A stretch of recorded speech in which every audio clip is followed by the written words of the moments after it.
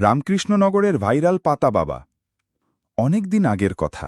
রামকৃষ্ণনগরের এক গৃহস্থ মানুষ হঠাৎই পক্ষাঘাতে ভুগে বসেন। হাঁটা চলা বন্ধ, বিছানায় পড়ে থাকতেন দিনরাত।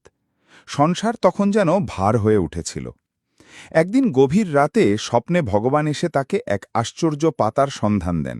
বললেন, এই পাতা খেলে তুই সুস্থ হবি। ভোরবেলায় ঘুম ভাঙতেই লোকটা সেই পাতার খোঁজে বেরোলেন। মাটির গন্ধমাখা অচেনা নাছের পাতাটা মুখে দিতেই নাকি একদিনের পর একদিন তার শরীরে ফিরে এলো শক্তি। হাঁটা চলা শুরু করলেন, রোগও গেল কমে। এই খবর প্রথমে জানল ঘরের মানুষ, তারপর পাড়াপড়শি।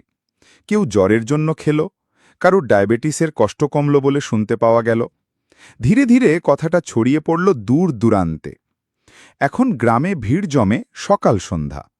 পাতা বাবার কাছে আসে লোকে পক্ষাঘাত, লিভারের সমস্যা, নারীর জটিলতা, ডায়াবেটিস, যাই হোক না কেন, আশায় বুক বেঁধে খেয়ে যায় সেই পাতা। টাকা পয়সা লাগে না কিছুই। পাতা বাবা নাকি বলেন, এসব ভগবানের দান, এর দাম নেই।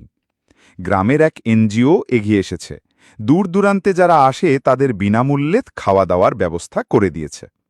কেউ বলে এ অলৌকিক, কেউ বলে ভগবানের কৃপা, আবার কেউ বা সন্দেহ করে বলে পাতা দিয়ে সব রোগ সারানো কি সম্ভব। তবে যাই হোক, রামকৃষ্ণনগরের এই কাহিনী এখন গ্রাম ছাড়িয়ে সোশ্যাল মিডিয়াতেও ভাইরাল। ভিডিও বেশি করে শেয়ার করবেন, যাহাতে অন্যরা এখানে আসে উপকৃত